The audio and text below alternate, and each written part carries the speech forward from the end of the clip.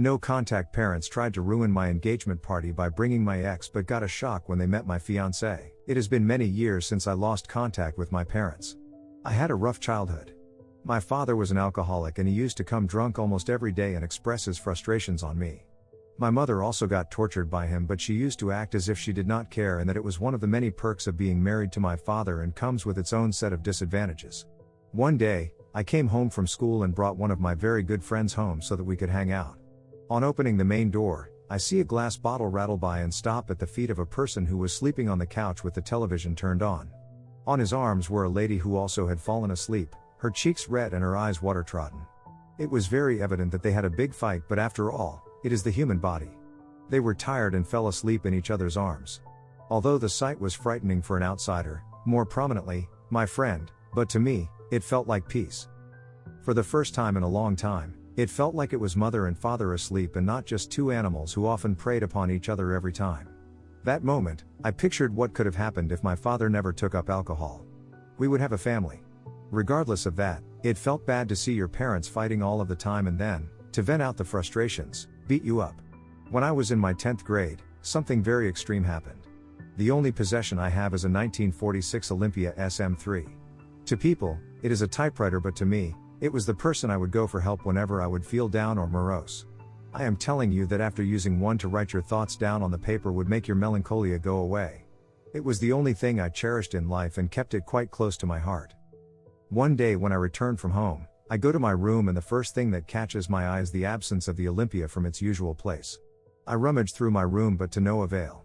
I went up to my parents' room and hunted through the room but still came out unsuccessful. At this point of time, my eyes are just bawling out water and I am sitting in my parents' room crying. I do not remember when I slept off on the floor, but my eyes opened to the sound of my mother waking me up. She asked me why I was sleeping on the floor, to which I replied that I came to their room to search for my box but it was not there.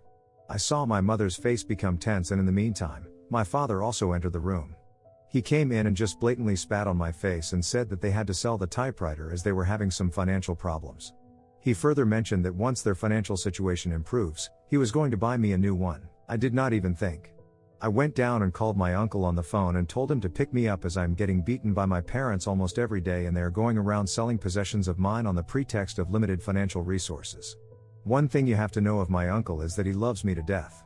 He had observed this behavior of my father and even told him to get better, but my father, being my father, took a blind ear to his words. He was in front of my house in 10 minutes.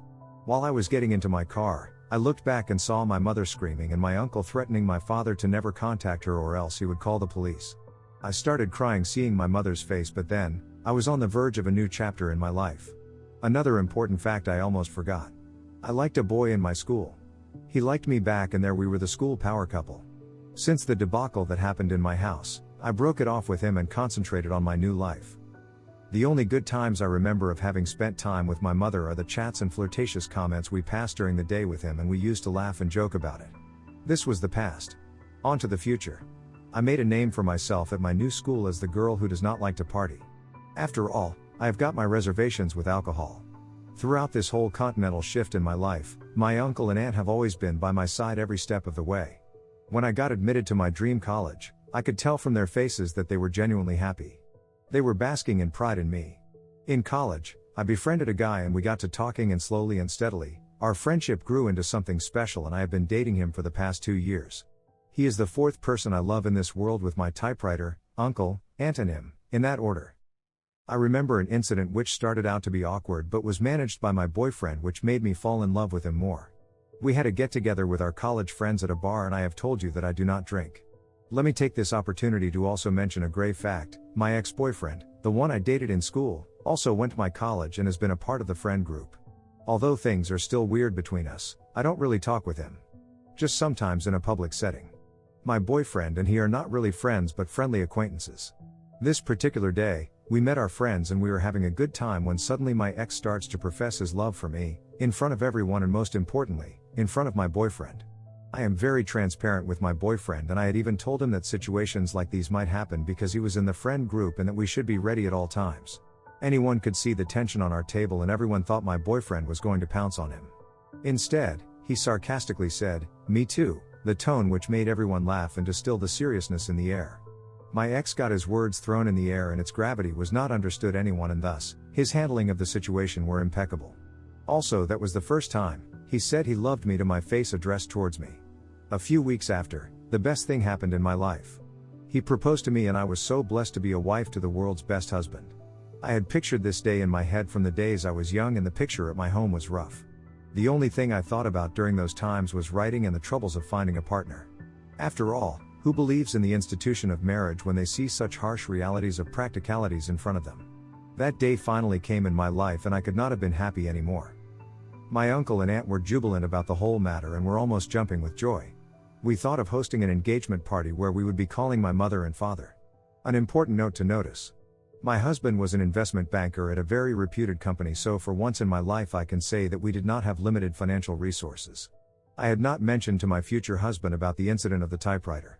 He only knows that my relationships with my parents were a little rocky and that I am not in the best terms with them.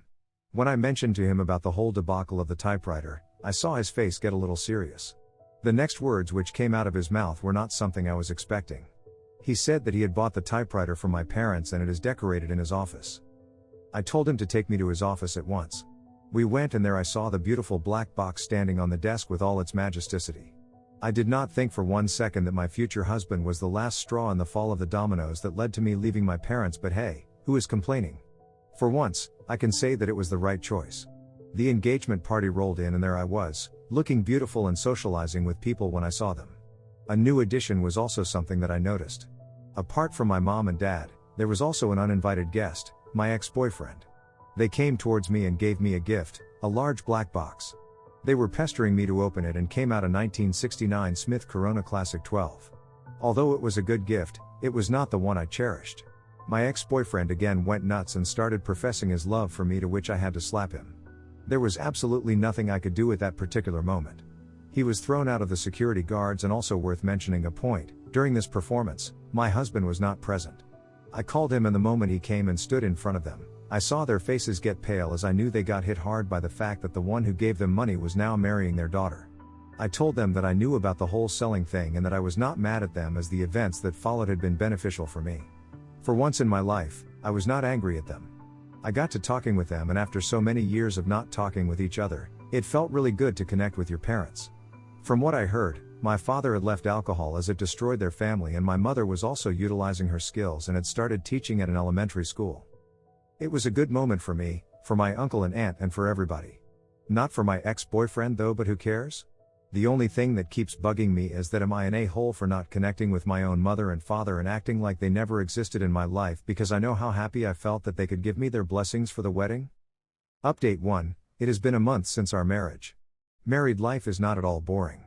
I have become busy with my writing work as I have gotten a gig to write for companies in the field of creating informational educational videos, and my husband too have become engrossed in his work. However, we did go to my parents' place and I am surprised to say that the whole environment has changed. It is looking like a home after so many years. Although I can see some of the ghosts of the past walking around, but still, it feels good when you know that it is getting better. Me and my mom are no contact. Why? Because she had an issue with my wife's mental illness. My wife has depression. When we were dating, this before she was diagnosed, she didn't get how to express emotions, which resulted in her bottling it up, or getting defensive. Like what? Why would you think that? No, I'm fine, just tired. She would sleep the day away and find zero motivation to even take a shower. She was later diagnosed with depression, and this made her crazy, not to me, not to her, but to my mother. The symptoms before she was diagnosed? She would come over with some soup to cheer her up. But because of the title depression, she's crazy.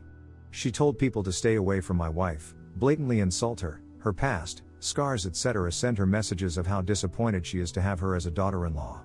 My brother didn't talk to her either, before I cut contact too. My wife is lots better, she goes to therapy, she's on medication. She's a veterinarian, she's a lot better at expressing herself, and coaches me too, and she's pregnant. My brother is living with us. He and his girlfriend broke up a few months ago. He wasn't paying any of the bills and she had to do everything. He got a job and is working up to getting his own apartment. This wasn't an issue until I found out he was talking to our mother. He was texting her everything about my wife. He was texting Mom my wife's prescriptions, voice recordings of any conversation that me and my wife had about the baby, therapy, depression. He told her what therapist she goes to, their name. But here's the kicker, what she was planning on doing with this information. She was going to try to, once the baby is born, get them taken away from me and my wife, because this is all the facts and evidence she needs to prove my wife is a manic, and she will probably go through postpartum, which in her words will only help her, my mom's, case in getting the baby, and my brother knew fully what she was planning to do and continued to do it. Nothing we talk about would lead to her being crazy. Our baby talk is us talking about parenting, doing research, making appointments, and everything you would normally do to prepare.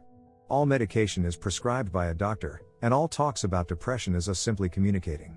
Right when I found out, my brother came clean about everything. I told him he needed to leave, today. By midnight, Mom would surely welcome him. He said no. He doesn't have any rights to the house.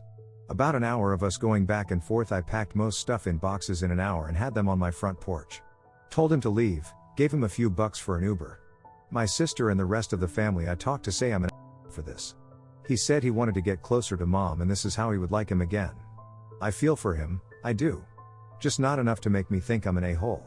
Which could potentially make me sound like more of an a-hole, but I might as well be honest. I, female 23, am getting married this fall. When my fiancé, 25 male, and I got engaged, I posted photos on my Facebook. I am still friends with my ex-boyfriend's mom on Facebook. She commented on the post, "Wow, don't know what you see in him that my boy didn't have." I deleted the comment and didn't interact with her in an attempt to defuse the situation. For background, Lindsay, my ex's mom, was very upset when her son and I broke up. She told me I broke his heart and hers as well. It has also been over 3 years since we have dated. Recently I received a message from Lindsay on Facebook. She told me she had seen a wedding invitation on a mutual friend's fridge and was hurt that I hadn't invited her. She said she would like me to send her our wedding invitation and that I should list her son, my ex, as her +1 instead of her husband. I was shocked. I responded back to her and told her that she would not be receiving an invitation because it would be weird to invite my ex-boyfriend's mom to my wedding, and also that we were not friends and hadn't stayed in contact, so why would I invite her? She freaked out, said I was rude and it was hurtful of me not to invite her since she wanted to be there. I blocked her on Facebook. 2 nights ago my fiancé and I were getting ready for bed when our dogs started barking like crazy at the front door. We went downstairs and found Lindsay drunk in our front yard. She was screaming at me, telling me that I was crazy for marrying some other man than her son and how I was making a big mistake. She told me if I didn't invite her to my wedding right now she would show up anyways and make a scene. We called the police and they removed her from our property. I told my family and the people in our wedding party about the issue, mostly to warn them of what could happen at the wedding. My mom said I should have just invited her to prevent problems in the first place and not let it escalate to what it did. She said Lindsay would probably ruin our wedding now and one unwanted guest was better than a huge scene. Edit, I never thought to block Lindsay on Facebook because I had just assumed she unfollowed me when we broke up, and she has not interacted with me since I was dating her son. I have her blocked now and I reached out to my ex to let him know what is going on. He was upset and horrified she would act like that and he said he would talk to her.